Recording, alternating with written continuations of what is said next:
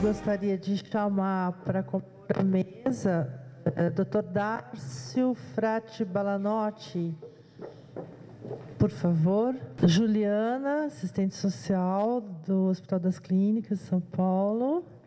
Dentista também, Dr. Dárcio é dentista no Hospital das Clínicas também. Por favor, podem sentar onde vocês acharem melhor. E Márcia Cedeira, psicóloga, que também está desenvolvendo o trabalho de residente lá na Unifesp, não é isso?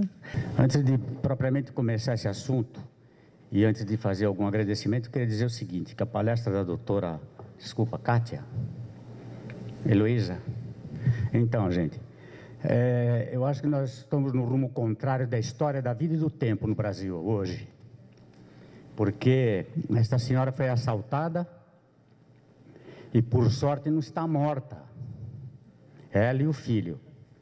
Já, no meu caso, a minha sobrinha foi assassinada e morta saindo do serviço. Quer dizer, até quando nós vamos ficar esperando que alguém faça alguma coisa? Né? Nós vamos esperar o quê? Que o pessoal lá de Brasília fique enfiando dinheiro na meia, na cueca, no sapato, sei lá onde, e ainda saem absolvidos. E aonde começa essa democracia? No lixão lá de Carapicuíba, com as crianças abrindo o lixo e comendo lixo? Nós não temos democracia nesse país. Aqui é uma ditadura capitalista, onde o indivíduo só vale pelo saldo bancário. Essa senhora de cor negra que apareceu aqui, não tem possibilidade de ter uma dentadura, pelo menos para poder comer. Ela deve ter roubado uma lata de margarina e está condenada a 8 meses de cadeia. E em Brasília os caras são absolvidos. É brincadeira, né? Então, Carla, eu quero parabenizar você por esse evento, espetacular, muito bom, bacana, lindo, olha, nota 10. De 1 a 10, nota 1000 para vocês, pelo carinho e pela amizade como nós somos acolhidos aqui. E está aí, quem sabe, se Rio Claro não pode ser um polo de mudança desse país. Candidata a prefeita, poxa. Você também, não, é verdade. Nós temos que tirar os tiririca da vida, porque esse cara é chefe da Comissão de Educação e Cultura. Ele não faz hora nem com copo. Então, nós estamos no rumo contrário da história. Isso é evidente. Então, são as pessoas erradas nos lugares certos. Infelizmente. Teria que ser, nós somos grandes culpados, talvez por ter, esse país ter essa situação hoje. Porque a gente foge da política. Quando dentro da sua própria casa você tem política. Você tem brigas, tem discussão, diferenças de opiniões. Né? Então, por que não? A gente está no lugar deles. Não para ganhar dinheiro, não para roubar. Bom, gente, isso é outra história. Eu sou cirurgião dentista, formado pela USP, há alguns anos atrás. E é assim, lembrando uma música do Chico Buarque, que eu estava à toa na vida, e de repente encontrei esta médica fabulosa aqui, que me tirou de um lugar que eu estava assim, quase que já pegando meu chapéu e indo para a praia.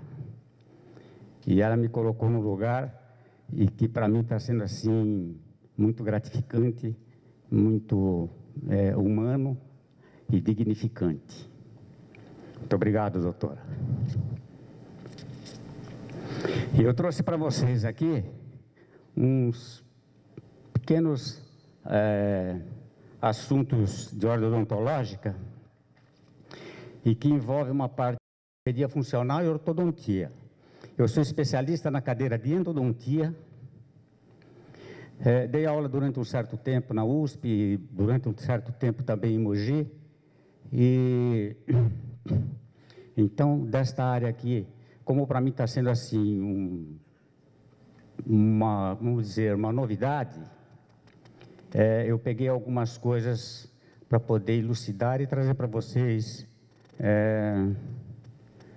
alguns aspectos de ordem odontológica, tá bom? Com referência à distrofia muscular. Desculpem a emoção aí, mas eu sou meio brabo quando falo.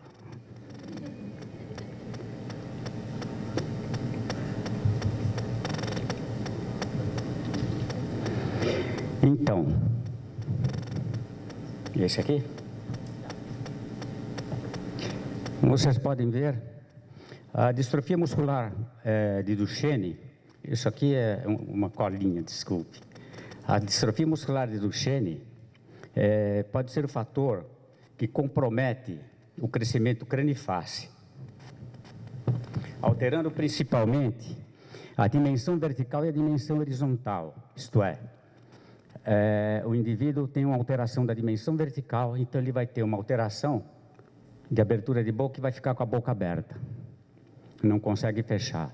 E por outro lado, a dimensão horizontal leva a mordida cruzada, então o indivíduo fica desta maneira,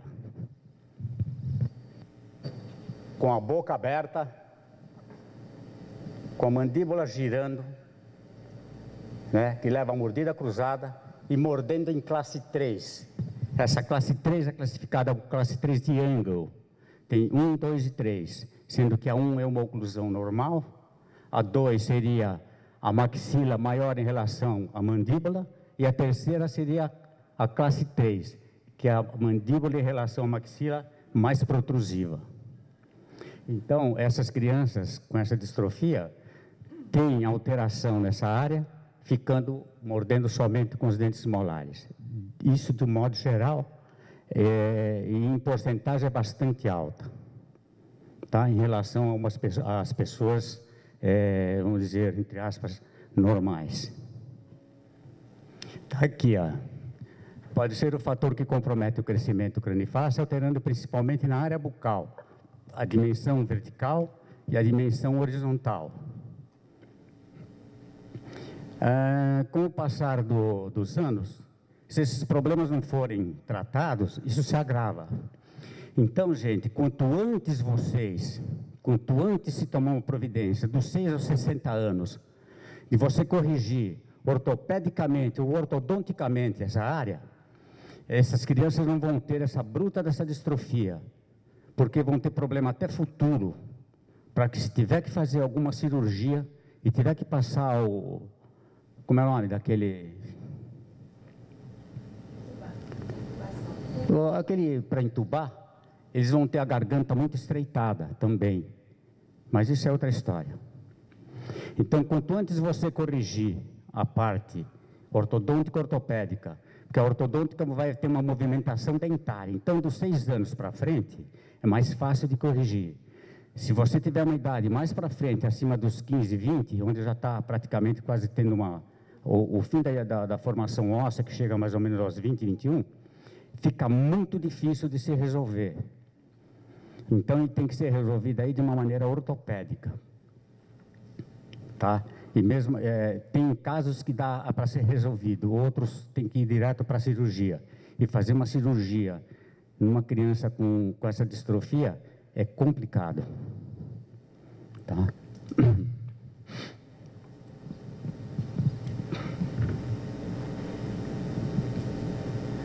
Veja aqui eu vou fazer uma aberturazinha, um parênteses. Não é que a tonicidade da língua seja baixa, tá? A baixa tonicidade da língua. É o seguinte, a posição da língua, por conta dessa distrofia, acarreta uma alteração na direção de crescimento mandibular. Dá para entender? E também acrescenta uma mudança na dimensão vertical. E essa alteração provoca uma mobilidade, provoca uma mordida aberta e o prognatismo, levando o indivíduo à classe 3. Tá? Está escrito ali, ó.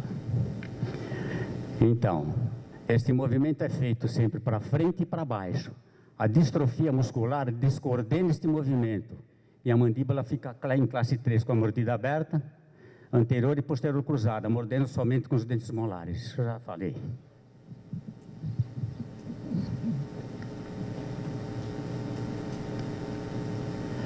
Olha, ontem foi falado muito sobre a cortisona.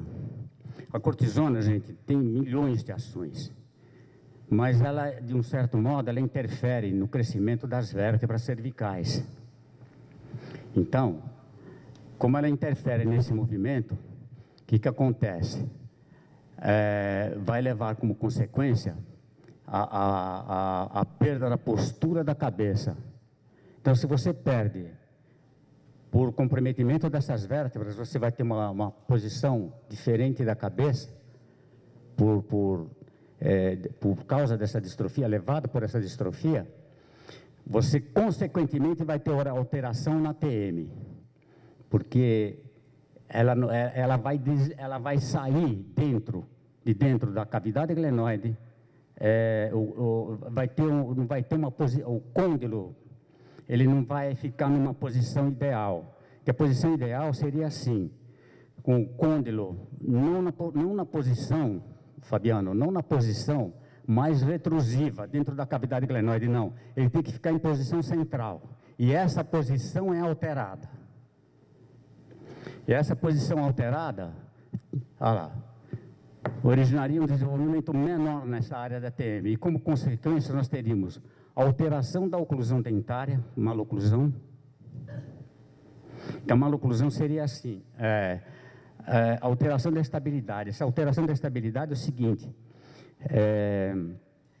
você teria assim, que a máxima intercuspidação dentária, ela está proporcional ao côndilo dentro da cavidade glenoide. Se você não tiver mais essa estabilidade e ela deslizar, então você vai ter uma desoclusão total. O deslocamento do côndilo da cápsula articular, levando em classe 3, e em grande porcentagem, nos indivíduos do Duchenne, com o passar da idade, se eles não forem corrigidos, essa mordida fica aberta, anterior e posterior cruzada, ele não consegue fechar a boca e fica mordendo somente com os dentes molares.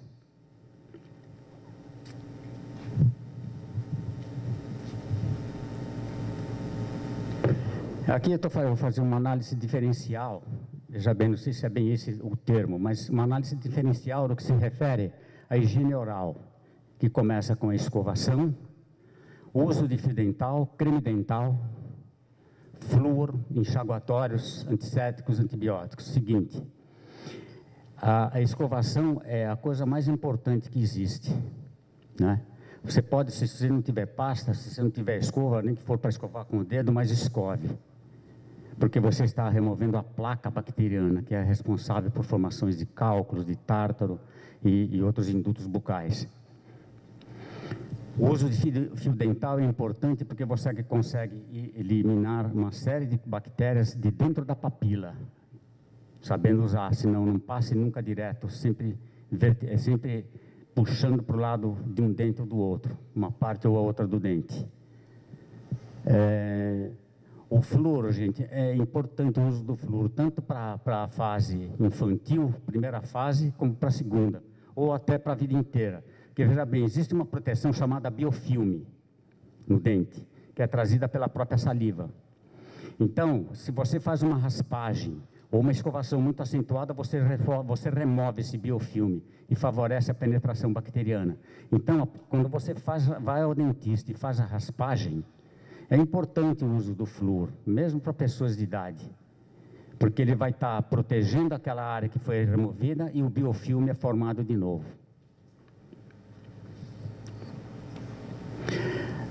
Enxaguatório, gente, tipo Listerine, vocês devem usar muito pouco, porque o uso constante dele leva ao escurecimento dental. Como o dente, o esmalte, são milhões, bilhões de furinhos microscópicos nele, ele vai absorvendo aquela coloração e pode ficar escuro. Claro que ele pode ser facilmente removido com clareamento, enfim, mas aí teria que agir mecanicamente. Antissépticos bucais, o Cepacol, ele tem uma pequena ação anti-inflamatória, que é o acetilperidino, mas é uma muito pequena ação anti-inflamatória, serve até mais como aromático. E assim o outro também, a clorexidina não, a clorexidina já é usada mais em casos pós-cirúrgicos, né, geralmente de gengiva, quem usa muito é o pessoal da periodontia, evitando assim infecções secundárias. Antibióticos de ação local, quando você tem casos de abscesso na boca ou alguma coisa de maior gravidade, esse antibiótico, a tirotricina, é o malvatricin, que é um antibiótico de ação local, que você usa para fazer bochechos.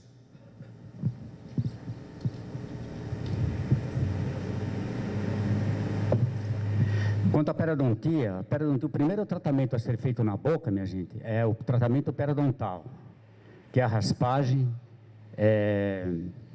remoção de cálculos, de placa bacteriana e de alguns outros indutos bucais, mas basicamente seriam esses. A bolsa periodontal, uma bolsa periodontal, ela começa com 5 milímetros já estabelecida uma bolsa. Acima disso, chegar em parte de mais ou menos 8 milímetros, é uma bolsa periodontal grave, onde o dente já começa a perder estrutura por perda óssea. Aí é necessário cirurgia, enxerto ou alguma coisa maior. Essa já é a periodontia. O caso de periodontite, então, quando chega nesse caso, infelizmente, provavelmente o dente já vai estar perdido, não tem muito o que fazer. Quanto à dentística, para nós foi uma grande surpresa, para as crianças do Xene, no Hospital das Clínicas, com uma casuística de 400 pessoas, de 400 pacientes já examinados. O índice de cárie deles é muito pequeno, é interessante. Eles têm uma dentição espetacular. Não sei, provavelmente devido ao uso de vitamina C, vitamina A, D e E, cálcio, lindronato de sódio, enfim, e várias outras substâncias. A estrutura é espetacular, gente, por incrível que pareça. O índice de cárie é baixo. Em relação à população mundial, eles dão de 10 a 0. Porque se pegar uma população mundial que tem de cárie, a maior doença do mundo que é a cárie. Então, com cárie, eles têm muito poucas, ainda bem. Quanto à endodontia, nós preconizamos lá para eles o seguinte, você imagina, em 400 casos, nós tivemos 6 pacientes só com problemas de endodontia, de canal, tratamento de canal. Então, nós recomendamos a eles o seguinte, que procurassem um profissional da área e que o tratasse em uma única sessão, dependendo do caso, lógico. Porque se for um caso de uma pulpite aguda, de uma inflamação dentária, do dor do nervo, inflamação do feixe váculo nervoso, então você remove aquilo por processo, talvez por cárie, então remove aquilo, trata o canal, acabou, e que se faça em sessão única. Porque o problema de manejo desses pacientes de transporte é dificultado, é difícil. Mesmo aqui em São Paulo, você imagine Norte e Nordeste, então. É complicado.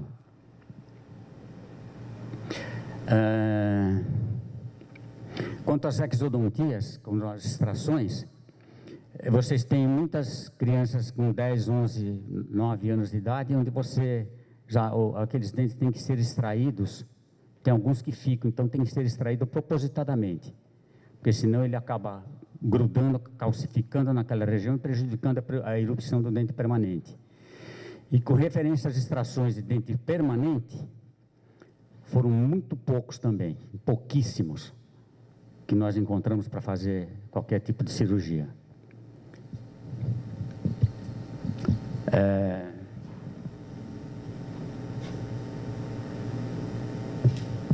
Essa sim, essa é complicada, a ortodontia e a ortopedia funcional. Olha, com alteração, apesar de todo esse problema de distrofia, alteração da TM deles, você não percebe, quase não percebe, pode até ter essa alteração, mas ela desliza normal e eles não sentem dor, sabe? Não sentem dor. Depois tem algumas coisas um pouco mais para baixo, eu vou explicar o porquê. Então, e quando você tem alguma alteração, você tem esses estalos, ruídos, dores de cabeça, mas são passageiras. Por incrível que pareça, são passageiras. Talvez pelo fato, às vezes, de mastigar alguma coisa um pouco mais dura e forçar um pouco mais essa musculatura, eles sentem um pouquinho de dor. Mas não que isso seja um comprometimento verdadeiro da TM. Olha lá. E como a dor da TM tem pouco impacto na vida desses pacientes, em relação às outras articulações do corpo, raramente impedir a completa função mandibular, nem sempre elas são incluídas nas primeiras queixas, né? Nas queixas primárias. E essas acabam sendo percebidas tardiamente, quando são visíveis as dificuldades funcionais e estruturais. Isto é, o indivíduo com 20 anos de idade está com uma bruta de uma alteração, com boca aberta, com a mordida posterior cruzada e mordendo somente com os molares. Como eu expliquei para vocês, ele fica nessa posição, olha, com a boca aberta, vocês vão ver os slides daqui a pouco, desse tamanho, girada a mandíbula e mordendo somente com os dentes molares. É duro de ver aquilo, é complicado. E às vezes dá até para se corrigir com aparelho ortopédico. Ortodôntico não se resolve mais, porque atingida a idade óssea, não tem mais como fazer, você só pode fazer movimentação dentária. O osso, muito difícil, a não ser cirúrgico. Já foi?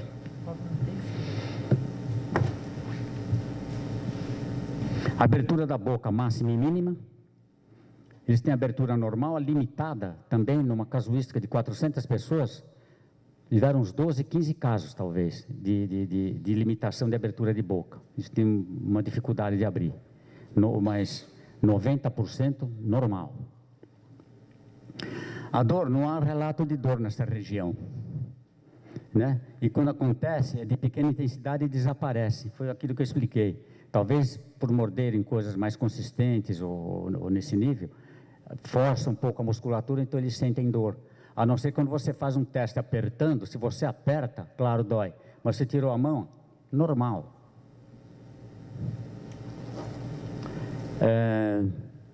Sistêmicas, aftas, foram encontradas poucas.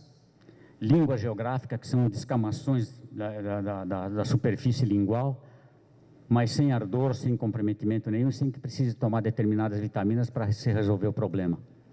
Quando você tem uma descamação e que a língua entra no processo do anglocito, você tem o uso de vitamina B2 ou coisa nesse nível. Descamações nenhuma e sem alterações patológicas. Se você não tem alterações patológicas, você fala, caramba, isso aqui é um desenvolvimento de um tumor, de um câncer, não tem nada, absolutamente. A profilaxia é necessária. Você tocou no cliente, sangra. O dentista toca na boca do indivíduo, mexeu com o explorador, sangra. Sangrou, tem uma bacteremia. Se o indivíduo for imunodeprimido, ele pode ter um processo de uma lesão cardíaca, ele tem uma bacteremia e pode levar o indivíduo a ter uma endocardite subaguda. Então, você faz profilaxia. Essa profilaxia é de acordo com uma tabela do INCOR. Qualquer procedimento que você for fazer, mesmo de uma raspagem um pouco mais profunda ou extração de um dente, é interessante você fazer uma carga antibiótica para evitar um processo sistêmico. Quanto ao uso de anestésicos, a coisa se passou mais ou menos assim. O pessoal não atendia esse tipo de paciente porque disse que não sabia que tipo de anestesia fazer. Então, nós começamos a mandar umas cartas para esse pessoal, dizendo para usar esse tipo de anestésico que está escrito lá na lousa, que é lidocaína, bepivacaína ou citaneste. Aí voltava, não foram atendidos porque eles que não tinham ordem médica. Então, eu passei a pôr um carimbo e também o da doutora Bernadette. Então, o indivíduo, o dentista lá, alguém não tinha como fugir. Se foge de um, está o outro aqui, não, um está autorizando o outro, pronto. Então, hoje nós estamos, está gostoso de ver, porque esse pessoal que está voltando agora, principalmente das regiões norte e nordeste do Brasil, centro-oeste, já com os dentes tratados, até com aparelho ortodôntico, Então está sendo muito gratificante esse trabalho que nós estamos fazendo lá. O uso da lidocaína sem vasoconstritor, que além de ela ser antiarrítmica, é um dos melhores anestésicos que existe. A mepivacaína, por ser um pouco menos vasodilatadora do que a própria lidocaína, ela tem ação para um trabalho um pouco mais estendido. E o citaneste, que tem o octapressin, que é um vasoconstritor. Esse vasoconstritor, como ele é derivado de um hormônio antidiurético, ele não tem os efeitos adversos da adrenalina, que essas crianças não podem tomar adrenalina, tá? Qualquer medicação à base de adrenalina. E então, vocês podem usar, por ser um radical amidoamínico, ele raramente dá um choque nas pessoas, de um modo, isso para uma população geral. Para vocês terem uma ideia, um choque anafilático provocado por uma anestesia local, tipo amida, essas que estão lidocaína, ou mepivacaína, ou mesmo citaneste, é de 1 para 50 milhões. Então, é o mesmo que ganha na Mega Sena sozinho. Sabe, às vezes você pode anestesiar um indivíduo e pegar, mas é raríssimo acontecer. E quando acontece, mesmo assim, você ainda tem tempo de intervir e de medicar a pessoa com Fenergan ou com uma aplicação de cortisona e levar para um resgate, para um socorro. Gente, desculpe se eu me perdi um pouco na coisa, que esse é para falar um pouco mais pausado, assim, com muita coisa lá para frente. Ficou muita coisa para falar, mas infelizmente o tempo está escasso. Muito obrigado, desculpe. E se tiver alguma pergunta, estou às ordens.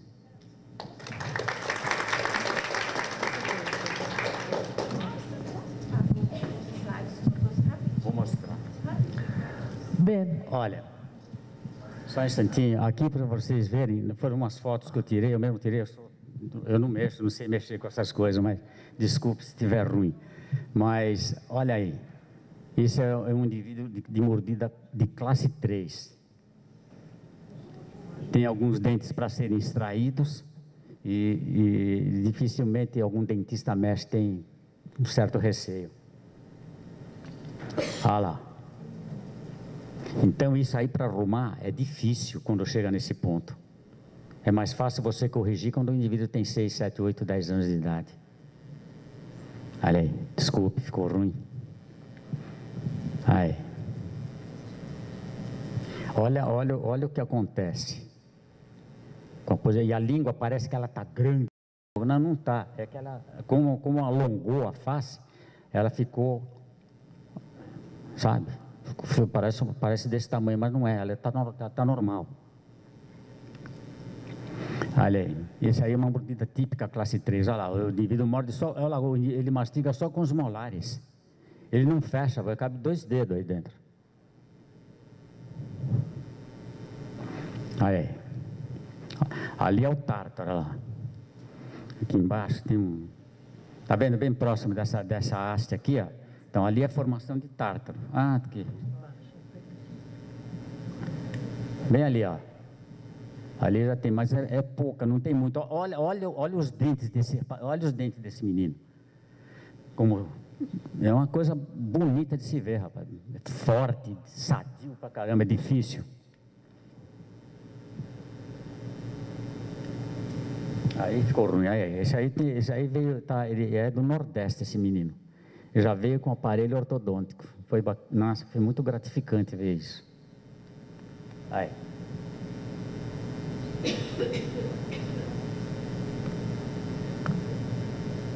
Aqui não é tártaro, não. Isso aqui é que ele tinha acabado de comer, então ficou essas coisinhas aí. Ah lá. Mas está sendo corrigido. Ele tem 10 anos de idade. Esse é outro caso. Aí. Esse já tem uma quantidade enorme de tártaro aqui embaixo. E está até tendo uma abertura aqui por força desse freio lingual aqui, ó. Isso aí a gente dá um piquezinho assim, já acaba num instante. Olha aí, outro caso de classe 3 também.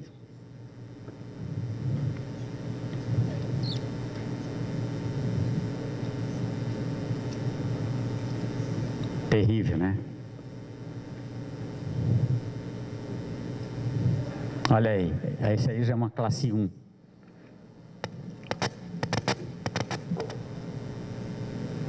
E a dentição desse menino é muito bonita. E é isso aí. Muito obrigado. Meu nome é Juliana Freitas, sou assistente social, graduada pela Universidade Federal do Rio Grande do Norte, por isso que meu sotaque é assim. E estou fazendo o programa de aprimoramento profissional e especialização no Hospital das Clínicas. Minha pesquisa de conclusão do curso é junto aos pacientes da doutora Bernadette, os pacientes com distrofia muscular. Então, a apresentação de hoje, eu vou tentar falar um pouco sobre os direitos sociais, certo? O título da minha apresentação, Direitos Sociais, um caminho para a inclusão. O objetivo da minha fala é que a gente tenha a compreensão de que o paciente ele não está sendo beneficiado de caridade, ele está tendo acesso a direito. E é isso que ele precisa compreender para chegar a alcançar os benefícios sociais que eles têm direito, que a pessoa com deficiência tem alcançado ao longo dos anos, tá? Eu vou começar falar um pouquinho sobre a legislação. Vou começar com aqui um artigo da Constituição Federal de 88, que trata sobre a saúde. A saúde é direito de todos e dever do Estado, garantindo, mediante políticas sociais e econômicas, que visem a redução do risco de doença e de outros agravos, e ao acesso universal e igualitário às ações e serviços para sua promoção, proteção e recuperação. Se eu estiver falando alto, avisa, tá? E nesse artigo, a gente destaca as ações que são de competência da saúde, que, no caso, começa pela proteção, ações de proteção, que podem ser palestras em escolas, ações que não estão relacionadas à doença, antes de acontecer a doença, como para a sua recuperação, que já está que aí já vai alcançar o paciente que está doente, que tem uma tentativa curativa. Agora eu vou falar um pouquinho sobre o SUS, né, que é complicado, assim, quando um profissional de saúde sai da faculdade e, às vezes, não teve, dentro do universo da faculdade, acesso à legislação do SUS e que vai trabalhar no SUS. O SUS, de uma forma geral, é complicada, e o Hospital das Clínicas, que está dentro do SUS, é mais complicado ainda. O SUS ele é regido por 13 princípios. Eu destaquei esses 3 porque eu acredito que são os principais para que o paciente ele tenha compreensão do seu direito. O primeiro, a universalidade. A universalidade, o que ela vai garantir é que esse paciente seja, todo cidadão brasileiro, seja atendido em todos os níveis. No caso aqui, a integralidade é que vai garantir a esse paciente que seja atendido porque ele tem uma diabetes, que é uma doença simples, que vai tratar na UBS, e se eu tiver uma doença de alta complexidade e não tiver uma unidade de saúde de alta complexidade no meu município, esse paciente ele tem a garantia de que ele vai ter esse atendimento pelo SUS gratuito, e para isso existe portarias e legislações que vão garantir esse acesso. E o último, que assim é complicado, não é difundido, é a participação social, que é por meio dos conselhos de saúde, onde o usuário ele tem poder deliberativo, muitas vezes, e pode sim contribuir para construir a saúde no seu município, na sua região, no seu bairro. Eu vou trazer um pouquinho, bem brevemente, ontem já foi comentado, sobre a organização, a Convenção da ONU sobre os Direitos da Pessoa com Deficiência, que foi incorporado à legislação brasileira agora em 2008. A Convenção da ONU ela foi aprovada em 2006, não foi um processo simples, foram 4 anos de muito debate que chegou ao final essa convenção, né? A convenção ela tem como propósito promover, proteger e assegurar o exercício pleno e equitativo de todos os direitos humanos e fundamentais por todas as pessoas com deficiência e promover o respeito pela sua dignidade. De uma forma geral, Existe uma legislação, né, dos direitos humanos que garante o exercício da liberdade, sendo que a pessoa com deficiência, como já foi comentado aqui, né, eu achei uma fala muito interessante, ela não é igual a todo mundo. Ela tem as suas diferenças. E para ela alcançar essa liberdade, ela precisa de algumas situações que se adequem a ela. E essa convenção, ela está no sentido de defender essa pessoa que tem necessidades especiais. Precisa de uma rampa para ela subir aqui, não é só uma escada. Então, ela não tem o seu direito de liberdade assistido.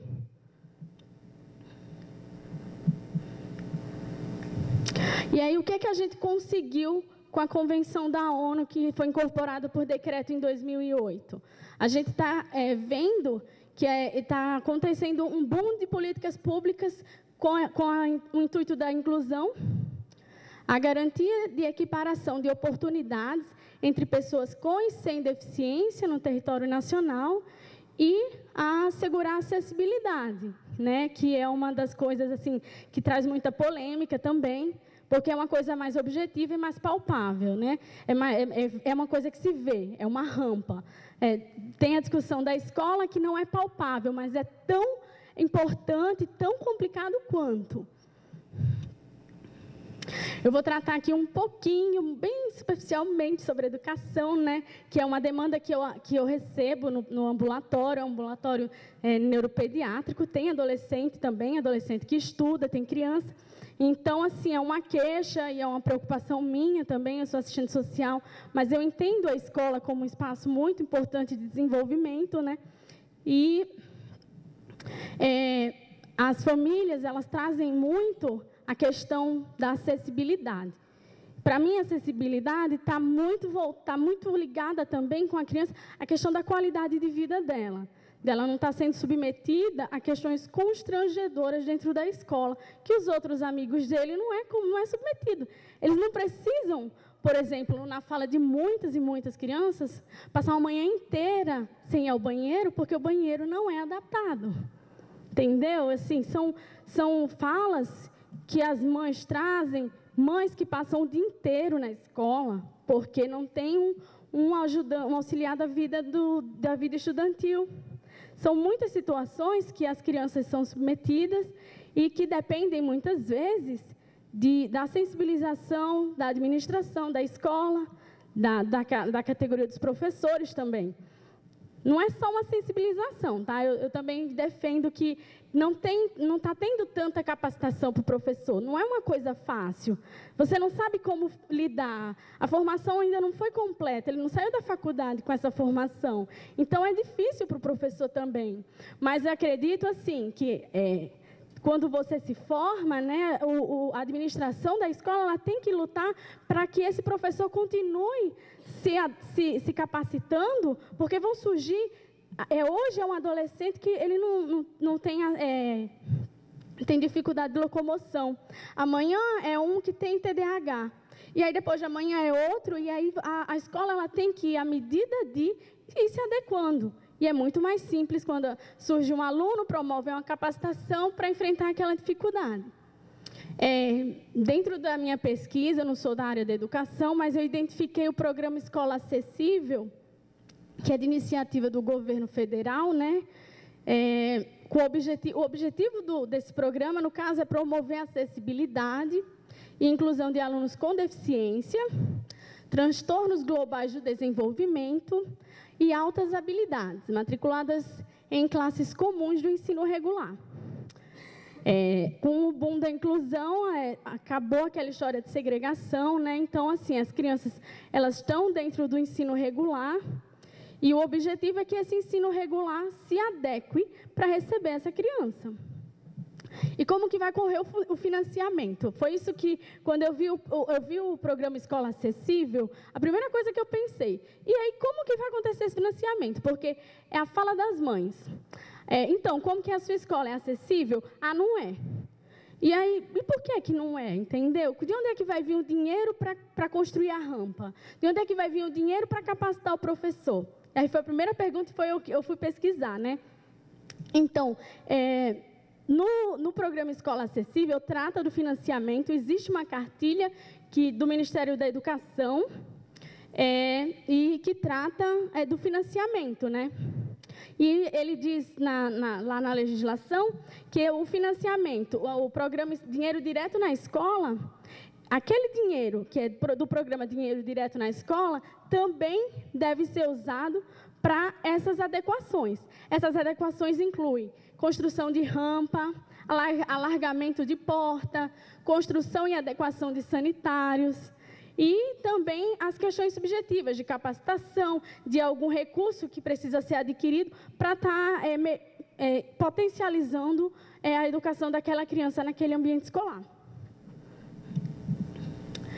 A outra questão também, essa questão é pouco vivenciada no ambulatório da doutora Bernadette, nos meus atendimentos, porque a grande maioria são crianças.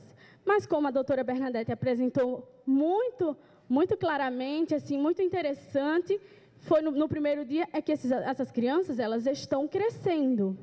E o que é que acontece com a perspectiva de mercado de trabalho para essas crianças e para os adolescentes futuros jovens, que estão com a sobrevida cada vez maior, né?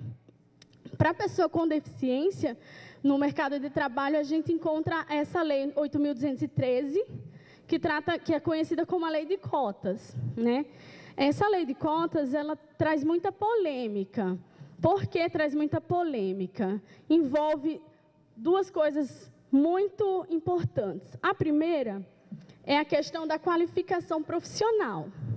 E a segunda é a questão do benefício de prestação continuada, o BPC, que muitas pessoas com deficiência são beneficiários e esse benefício, ele contribui no orçamento doméstico. Então, antes, né, se a pessoa estava no mercado de trabalho, descaracterizava a pessoa com deficiência, então a pessoa perdia o benefício. Fica contraditório, né? Se existe uma parcela do mercado que está destinada à pessoa com deficiência, e essa pessoa com deficiência consegue entrar no mercado de trabalho, ela não devia ser penalizada, né?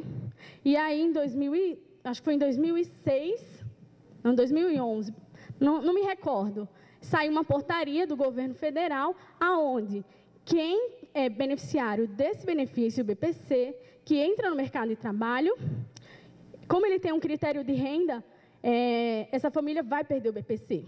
Mas, a partir do momento que ele perde a sua vaga de emprego, ele retoma a receber o BPC, ele não descaracteriza mais como uma pessoa com deficiência. E isso é meio que automático. A outra questão, que é muito também, é complicado também, é subjetivo, depende do amadurecimento dessa família, é a questão do incentivo por parte da família. É complicado, existe uma superproteção e, para todos nós, a família é o principal incentivador. Você foi fazer faculdade porque seu pai deu uma forcinha, sua mãe ficou perguntando o que é que você vai ser quando crescer, e aí assim você foi criando dentro de você uma ambição, uma vontade. Então, se a família não tem aquele incentivo, não abre uma porta, uma janela, não mostra uma saída, fica muito complicado para esse jovem, para esse adolescente, passar pela cabeça dele e ambicionar uma colocação no mercado de trabalho. E aí a gente tem que, e essa família precisa compreender que essa inclusão social do filhinho dele, que ele não quer que aconteça nada, na verdade, ele está promovendo uma qualidade de vida para esse adolescente, que vai sair de casa da frente do videogame. Porque a vivência deles é o videogame, é o computador e aquele mundinho ali no entorno de casa, que é uma das questões que eu faço nos meus atendimentos. E aí, como que é a sua rotina? Como que é a sua vida? Eu vou para a escola, faço físio e fico em casa assistindo televisão. E o pessoal da rua? Tem. E aí, vai fazer um curso? Não vou. Mas tem que ter um incentivo por parte da família, né? Ele tem que buscar a qualidade de vida dele. E a nossa qualidade de vida, hoje em dia, está muito relacionada à nossa produtividade, né? A lei de cotas, ela tem, eu trouxe aqui alguns aspectos da lei de cotas, certo? Então, ela estabelece que empresas a partir de 100 ou mais empregados, eles têm que determinar uma parcela dessa população, desses empregados, para pessoa com deficiência. Ela traz, na sua legislação, muito claramente qual é a porcentagem dos empregados dela que devem ser da categoria pessoa com deficiência. Por exemplo, empresas de 100 a 200 empregados, é 2%. Acima de 1.000 empregados, já é 5% da população de empregados tem que ser pessoa com deficiência. Essa lei de cotas, ela não só estabelece coisas assim objetivas, tem a questão da integração também. A educadora ontem comentou sobre a diferença entre inclusão e integração. E eu achei incrível também nessa fala, porque realmente acontece isso. E a lei de cotas, ela tenta proteger a pessoa com deficiência dessa situação. Porque você pode estar obedecendo a lei e deixar uma pessoa com deficiência sentada no sofá a tarde inteira. E a lei de cotas, ela defende a pessoa com deficiência dessa situação. Ela obriga que a pessoa esteja integrada no ambiente de trabalho, que ela tenha uma função muito claramente para impedir que essa pessoa seja subutilizada dentro da empresa e para permitir que essa pessoa ela possa ter uma ascensão profissional por mérito próprio. Não vai ser em função de uma lei que ela vai galgar cargos dentro da empresa. Vai ser por mérito próprio. Ela entrou em função de uma parcela do mercado. Mas lá dentro ela vai ter oportunidade para alcançar cargos maiores. Agora eu vou falar um pouquinho bem sobre a minha vivência nos atendimentos do serviço social no ambulatório. A avaliação social que a gente normalmente faz é a partir da escuta qualificada, que é um instrumento do serviço social, onde a gente conhece a realidade do usuário, do paciente, né? A gente trabalha num ambulatório, então, para conhecer a realidade social do paciente a partir somente da fala do paciente, né? O serviço social trabalha muito com visita domiciliar, que é um outro instrumento, mas aqui no ambulatório é a partir da fala. Conhecendo a realidade do paciente, a partir da sua fala, das suas demandas, a gente pode compreender para então intervir. A nossa intervenção no sentido de identificar aquela família, quais são as problemáticas, quais são os recursos que a gente pode indicar e quais são os benefícios que ela pode ter acesso. Vou falar agora um pouquinho sobre os benefícios sociais, uma coisa bem da vivência do serviço social, do ambulatório de neurologia, lá do Hospital das Clínicas. O primeiro item que eu trouxe é o tratamento fora de domicílio, que responde bem àquela questão que eu trouxe no início da apresentação, do acesso à saúde em todos os níveis. Então, se o paciente ele tem uma situação de alta complexidade, ele vai ser enviado para o município de referência para ter atendimento. A questão do tratamento fora de domicílio, a gente vê que ele vem se construindo desde a Constituição, né? Que, dentre os direitos sociais, garante o direito à saúde. E na Lei Orgânica da Saúde, traz no artigo em que universaliza o acesso à saúde em todos os níveis de assistência. Mas ele só foi regulamentado na portaria de número 24 do ano de 99, da Secretaria de Assistência à Saúde. O tratamento fora de domicílio, ele tem alguns critérios. Dentre os critérios, eu destaco aqui que o paciente ele só é enviado para outro município, uma outra cidade, quando esgotadas todas as possibilidades. Se ele mora numa cidade interior, ele vai para a capital, não resolveu na capital, e aí ele pode ser enviado para outro estado. A distância mínima é de 50 quilômetros do local de origem. O acesso a esse benefício é via Secretaria de Saúde, e ele tem que solicitar com 15 dias se ele mora na capital e com 20 dias de antecedência se ele mora no interior. E o tratamento fora de domicílio vai custear o transporte e a estadia desse paciente no local onde vai fazer o tratamento.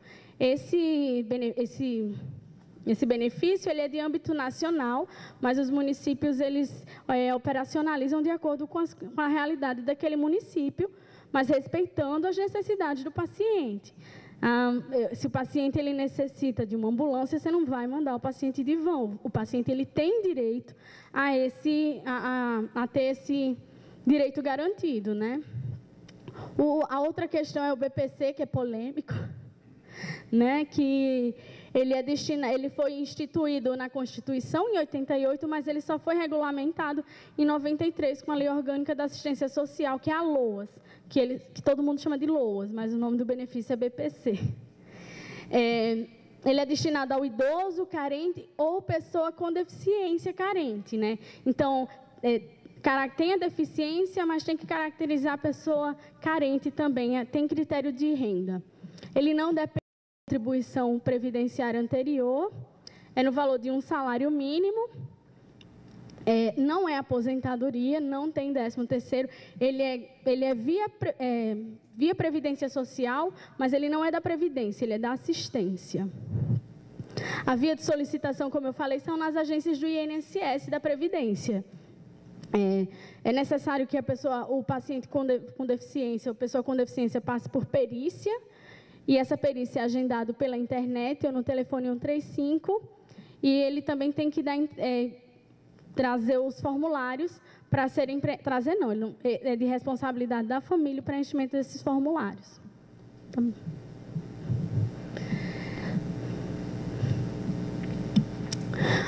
Tem o passe livre, que também não é muito difundido, que garante a gratuidade à pessoa com deficiência no transporte interestadual, no sistema ferroviário, hidroviário e hidroviário. Ele também possui critério de renda, que é de até um salário mínimo por pessoa. E existe também a documentação que deve ser preenchida, parte pela família e parte no serviço de saúde onde ele é atendido. Os formulários são disponibilizados no site, transportes.gov.br. Depois de preenchidos, eles são enviados para o Ministério dos Transportes. O endereço também está disponibilizado na internet. A isenção de impostos para comprar carro 0 km. Também outro benefício para a pessoa com deficiência, que também não é muito divulgado. A pessoa com deficiência, condutora ou não, ela tem a isenção de IPI e ou IOF. A via de solicitação é nas unidades de atendimento ao contribuinte. Esses são os 2 formulários que têm que ser preenchidos pela família e os formulários.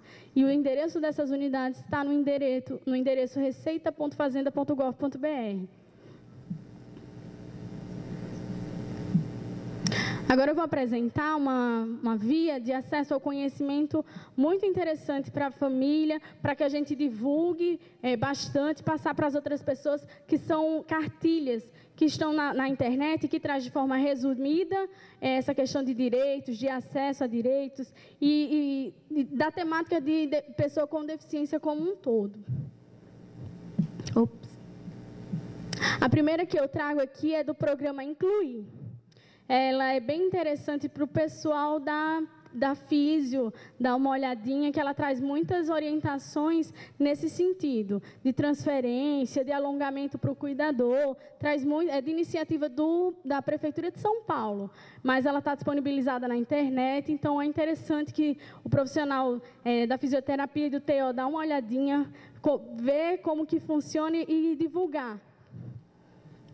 A segunda também é muito interessante para os profissionais e também a partir do profissional divulgar, que é a do Conheça Seus Direitos e Benefícios, que foi elaborada no Hospital das Clínicas pelo Serviço Social do Instituto Central. Ela traz de forma bem resumida e uma amplitude de direitos. Então, nem todos é para pessoa com deficiência, mas a partir da cartilha, tendo um acesso a um site que você pode ir, a um lugar que você pode ir, você tem acesso de verificar e como que faz, se eu estou no perfil, se não estou.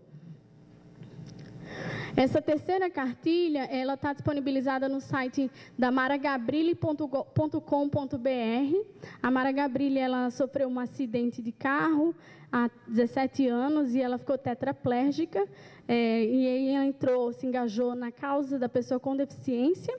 Hoje ela é deputada federal e no site dela também disponibiliza muitas cartilhas, não só essas aqui que eu trago, mas muitas outras. E é um site bacana para conhecer a trajetória da pessoa com deficiência Então, traz esse guia de serviços, que é do município de São Paulo, da cidade de São Paulo, traz essa cartilha de inclusão profissional, o manual de convivência, muito interessante para o pessoal da educação, e o manual da legislação da pessoa com deficiência também.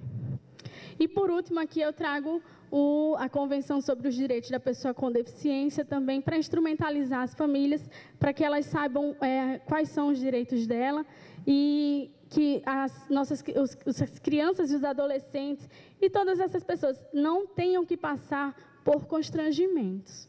É muito isso que eu tento prevenir, instrumentalizar para que a criança ou adolescente não tenha que passar por constrangimentos que acabam deprimindo, complicando no tratamento, não adere à fisioterapia, por questões como essa, que podem ser resolvidas, né? Basta a iniciativa da gestão de onde você está. E é isso. Obrigada.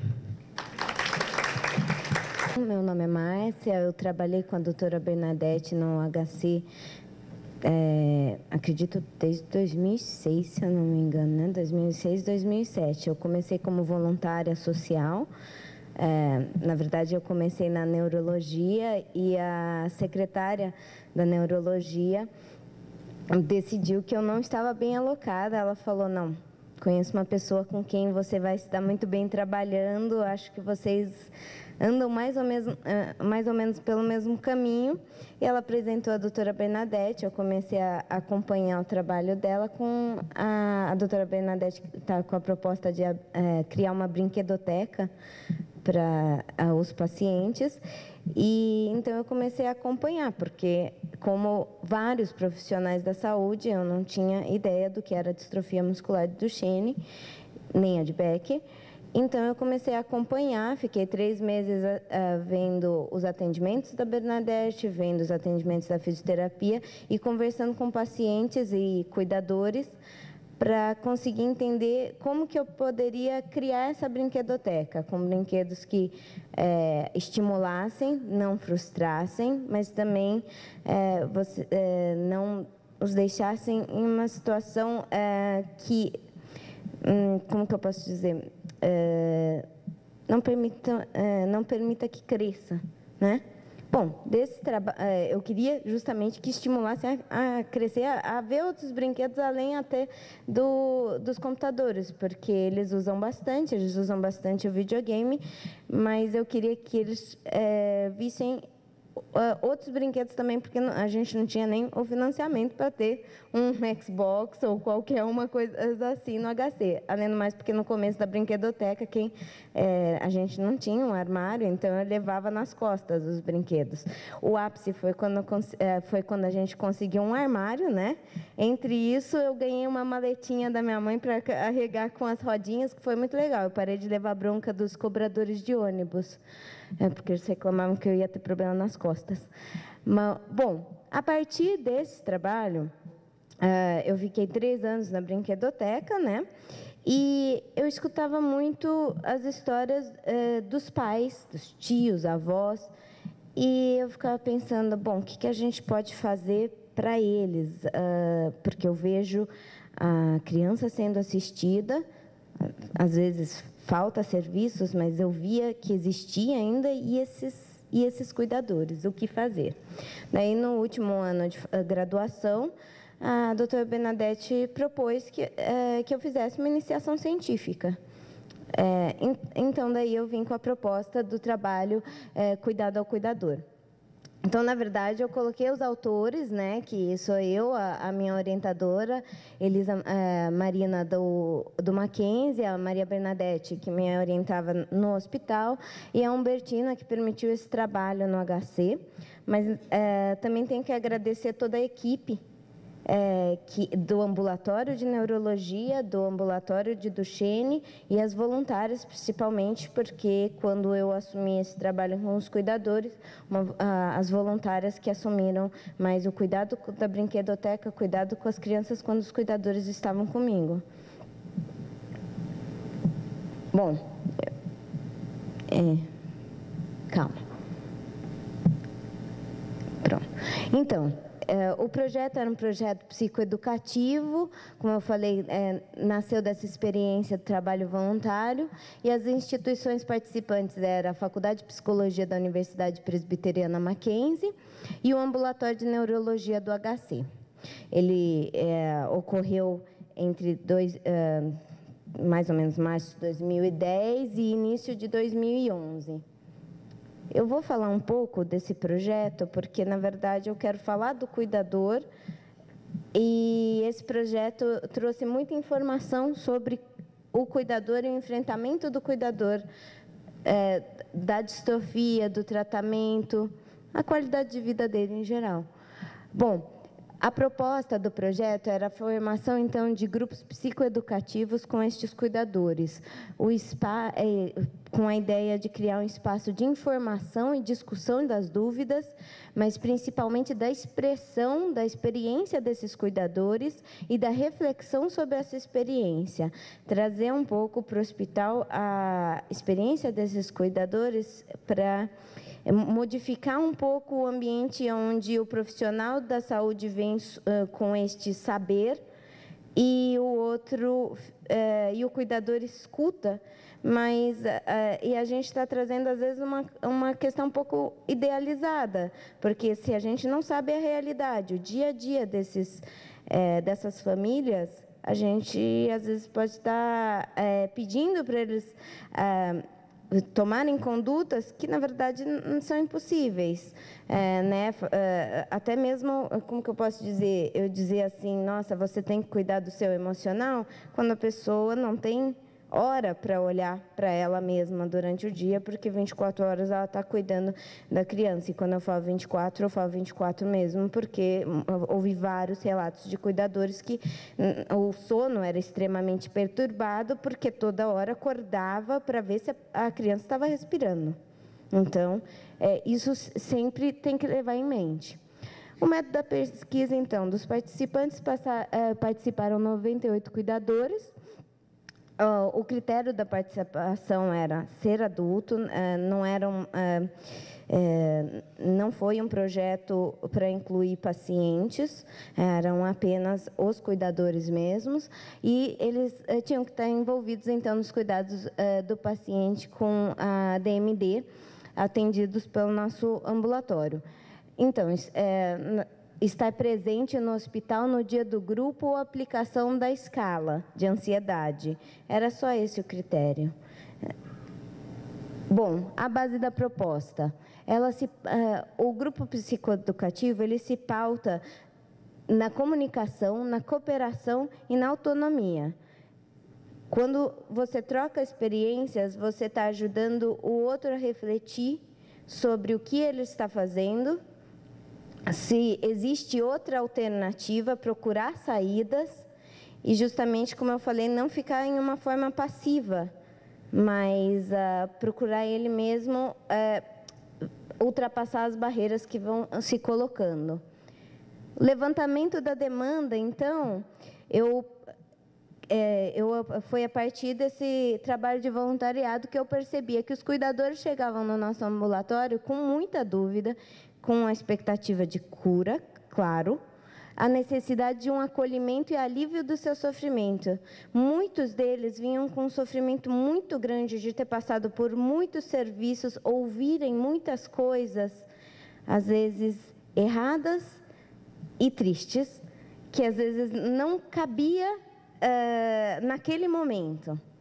Então, isso tudo recai sobre o atendimento médico, fisioterapêutico. Quando eu falo isso, é porque na época que eu estava, tinha o atendimento médico e a fisioterapia.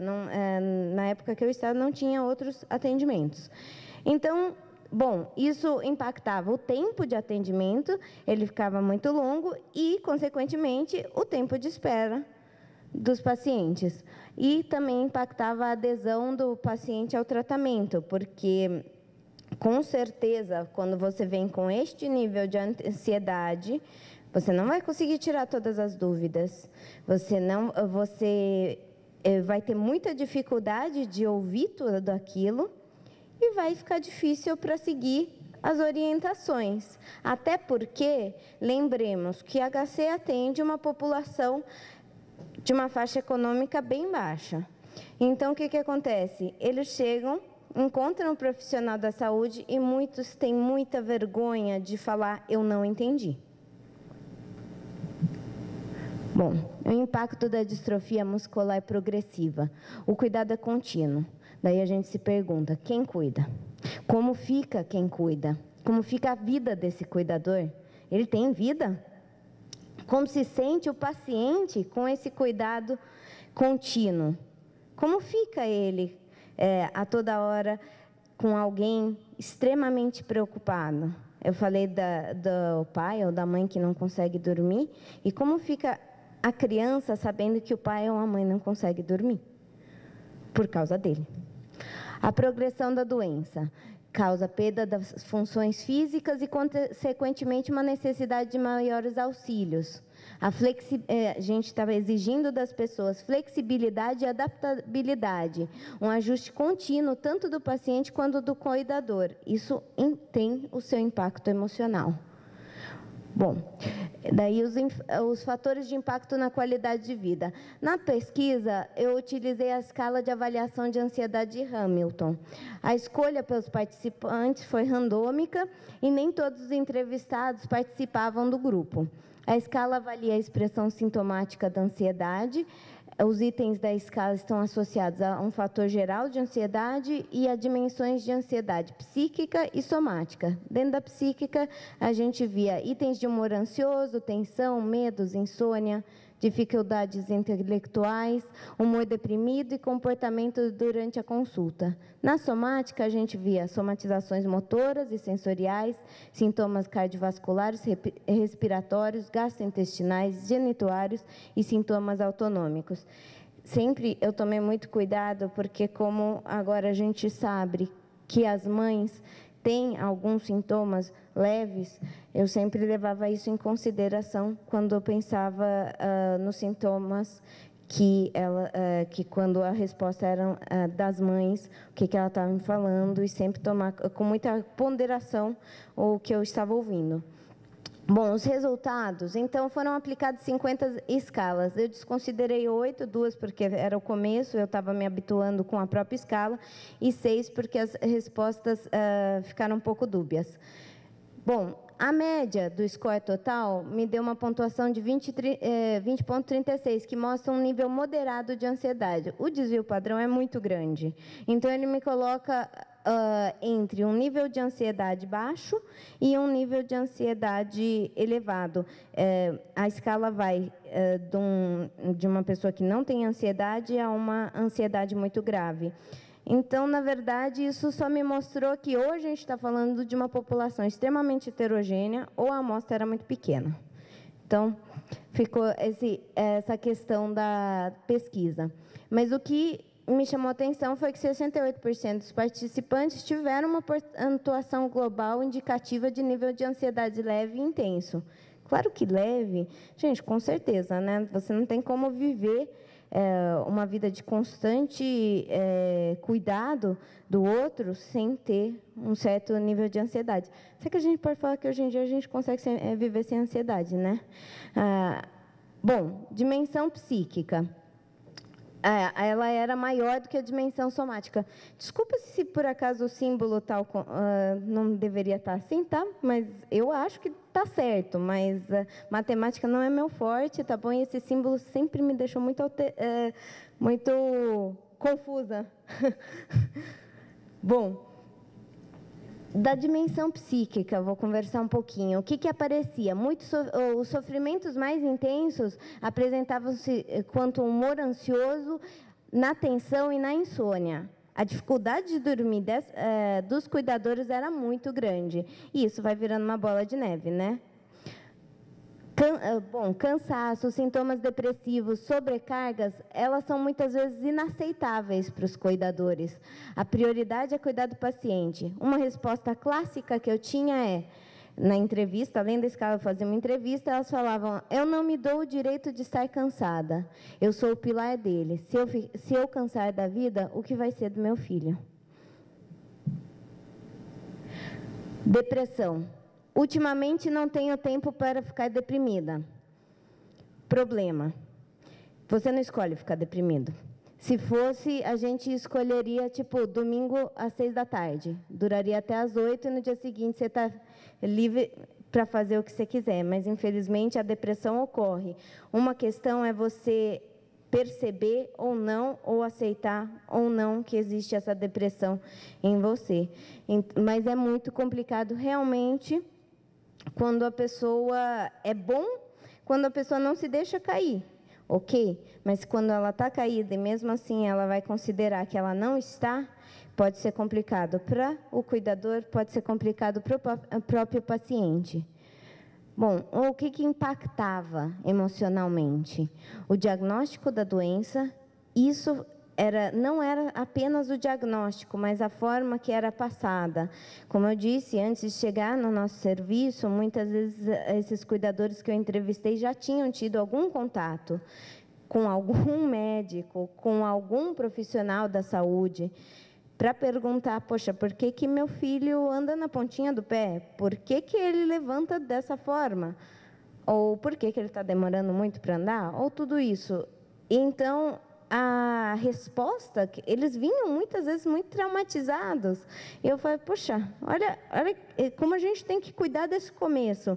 Porque a pessoa chega ouvindo que o filho dele está com manha. Ou a pessoa pega e fala: ele vai morrer e é assim. E você fala: aham, morrer todo mundo vai. Isso é a única garantia que eu posso te dar. Mas e aí? O que a gente faz? Então, o impacto era muito grande. E o cuidado, quando você vai passar o diagnóstico, isso muda demais. É o que eu sempre falo, o médico, ele precisa falar da realidade. A gente mesmo, vocês estavam falando, e eu anotei, tanto a Carla quanto a Kátia. Não, Kátia, pode sentar, eu só estava olhando aqui na anotação. Vocês falaram da importância de falar a realidade. Uma coisa é como você fala, outra coisa é você falar e estar do lado. Se você fala e sai correndo, que confiança eu vou ter em você? Mas se você fala e fala: olha, isso aqui vai ser muito difícil de lidar, mas eu vou estar do teu lado, é outra coisa, entendeu? É outra coisa. Bom, o preconceito e a falta de conhecimento, isso machucava demais os cuidadores. Uma das falas: não tenho vontade de nada justamente por causa dele. Quando a pessoa que me respondeu isso, falou, ela estava se referindo a não ter vontade de sair de casa. Daí fala assim: estava faltando um pouquinho mais de aceitação. O preconceito me machuca muito. Não querer sair de casa porque não quer como que olhem para o filho dela, não quer que olhem, como a Carla falou eu não estava aqui ontem, mas eu gostei que a Kátia relembrou isso, de pena do pai, ou da mãe, ou do avô, ou do qualquer familiar, ou da própria criança. Relatos sobre... alguns dos relatos. A disputa da atenção entre os filhos, isso também é uma questão que vai pesar para o cuidador. Os filhos, eles estão crescendo e todo mundo quer um momentinho de atenção. E se eles reparam: poxa, se eu tivesse distrofia, talvez olhassem para mim, isso vai doer, né? E o cuidador tem que lidar com isso. Nossa, eu tenho que ajudar esse aqui a não cair no banho, mas esse aqui vai ficar com ciúme. É muito complicado. Impacto no relacionamento amoroso e sexual do casal. Vai impactar, sim. E uma das coisas que os cuidadores me traziam era o afastamento emocional que causava como um dos maiores afastamentos e impactos na relação sexual. É um casamento que vai por água abaixo. Ou você caminha junto ou vira um inferno. Isso é muito real. O sofrimento solitário. Eu fico por conta dele, eu costumo assumir o problema, depois eu vou chorar escondido. Isso acontecia bastante, e isso é muito complicado tanto para eles quanto para o paciente, porque muitas vezes o pai ou a mãe está chorando na frente do paciente, sem querer, porque não conseguiu se segurar naquele momento, ou não tinha um quarto perto para ir, e daí a criança pergunta, e ele fala, nada, nada. Não, nada não é. Daí a criança fica no sofrimento solitário, não entendendo porque que o pai está chorando ou a mãe está chorando, e os pais também. A culpa não podia ser comigo, porque tem que ser com ele. Dimensão motora. Via muita somatização motora e sintomas autonômicos, dores musculares, espasmos, dores de cabeça. A pontuação desse item pode estar relacionada a questões tanto psíquicas quanto físicas. Eu atendi uma mãe que, eu estava até comentando para as meninas ontem, que eu fiquei muito chocada. Ela chega mancando e eu vou fazer a entrevista e falo, o que aconteceu com o seu pé? Ah, isso faz meses. E eu falei, mas o que faz meses? Eu quebrei. Daí eu falei, e não consertou? Daí ela falou, não, porque ia ter que ficar 3 meses enfaixado. Então eu saí do pronto-socorro, cortei a bota, né, fora, e porque eu não posso ficar com o pé enfaixado, quem vai carregar ele? Daí eu falei, mas não dói, dói muito. Daí eu falei, então a moça já estava há meses daquele jeito, se fosse consertar aquele pé, posso estar fazendo besteira porque eu não sou médica, mas eu imagino que tem que quebrar e colocar tudo no lugar, né? Mas de qualquer jeito vai ficar muito mais tempo do que aqueles meses com ele paralisados, e ela vai ficar com uma dor crônica, né? Cuidadores apontavam que negligenciavam seu próprio corpo para o cuidado do bem-estar do paciente. Então, os grupos psicoeducativos. Conseguimos realizar 16 grupos de duração de 1h30, 2 horas. Inicialmente era para ser 1h30, mas a discussão começava, não tinha como parar. Era, na verdade, muito gostoso estar lá. Os grupos se davam durante o tempo de espera para a consulta médica. O retorno de cada paciente no hospital é de 3 a 4 meses. Então, a cada grupo, uma nova configuração, na verdade. Poucos foram os pais que voltaram a participar de um novo grupo, por alguma razão, que veio ao hospital.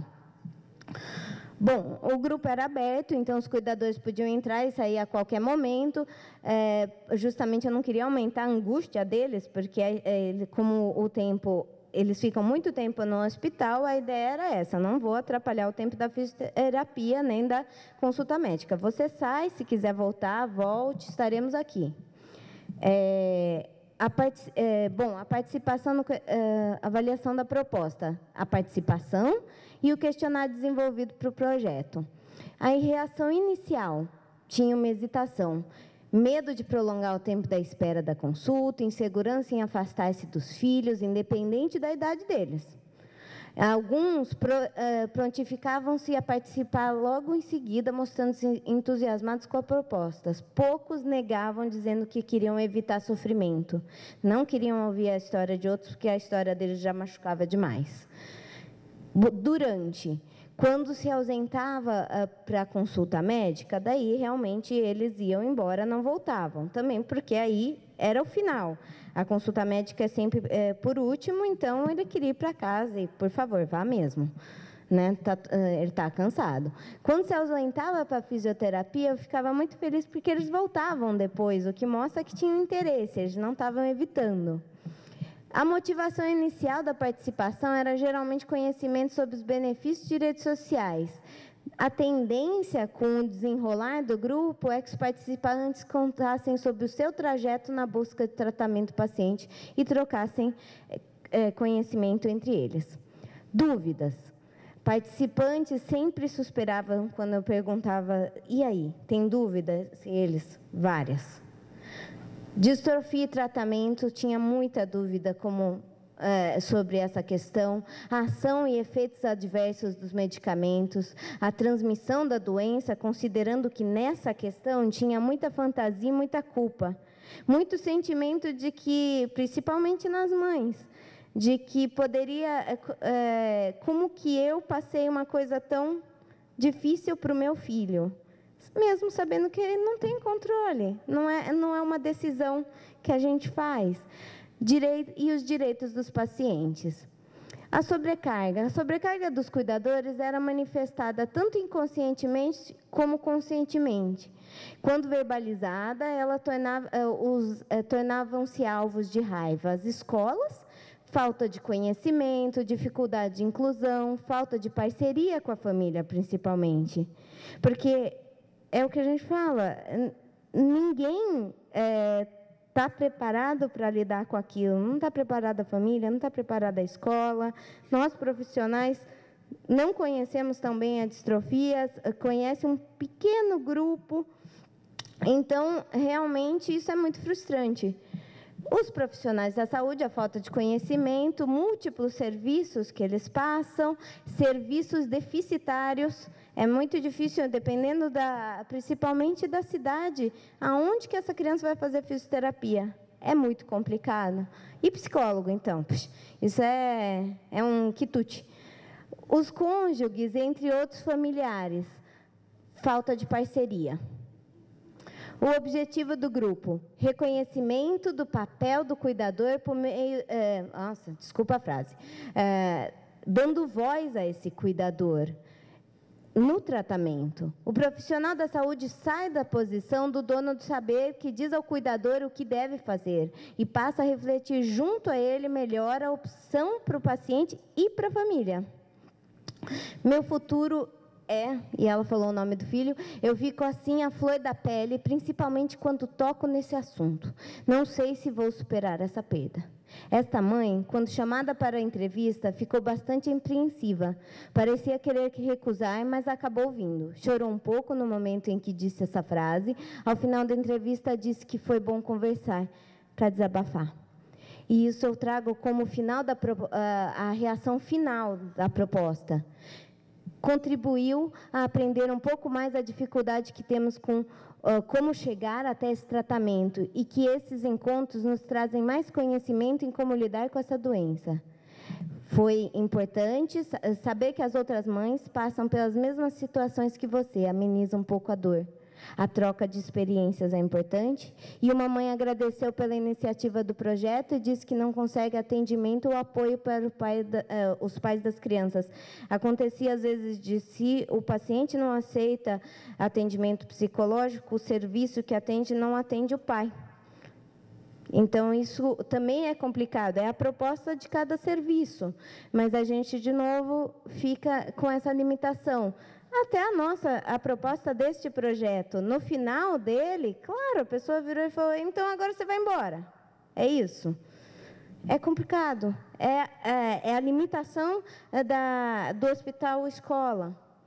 O cuidado ao cuidador do paciente com DMD se faz extremamente necessário, seja para o bem-estar do cuidador, como para aquele do paciente. Daí eu queria só mostrar uma frase final que foi assim, um dos grupos, eles viram para mim e perguntam, todo mundo angustiado, e um pai é o porta-voz, vira para mim e fala, a gente pode ter esperança? Eu parei, eu olhei, eu falei, nossa, você pergunta para mim se você pode ter uma coisa que você já tem? Porque toda a batalha que os pais, que os tios, avós passam com essas crianças, é por causa da esperança. Este simpósio é por esperança, entendeu? Pelo amor de Deus, quando chega ao profissional do psicólogo, isso é normal ou não? Eu diria que é normal, eu diria que é ótimo, né? Mas eu não acho que vocês precisam ouvir do psicólogo que é normal.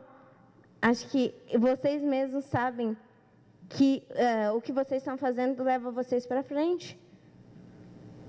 E daí eu coloquei a foto de quando eu era voluntária, na verdade, que foi a festinha que a doutora Bernadette conseguiu organizar com a Disney, que foi um momento muito delicioso para todo mundo. E para mim é muito significativo porque eu digo que eu tive toda a graduação, a aprendizado formal na faculdade, mas o que eu tive de experiência no HC é o que me faz psicóloga, entendeu? Então, obrigado a todos e obrigado por me chamar para participar daqui, Carla. Obrigada. Bom, agradecer aí a força de vontade do pessoal ter permanecido quando o estômago já deve estar berrando, né? Então, eu não vou fazer com que nos detenhamos também em muitos comentários.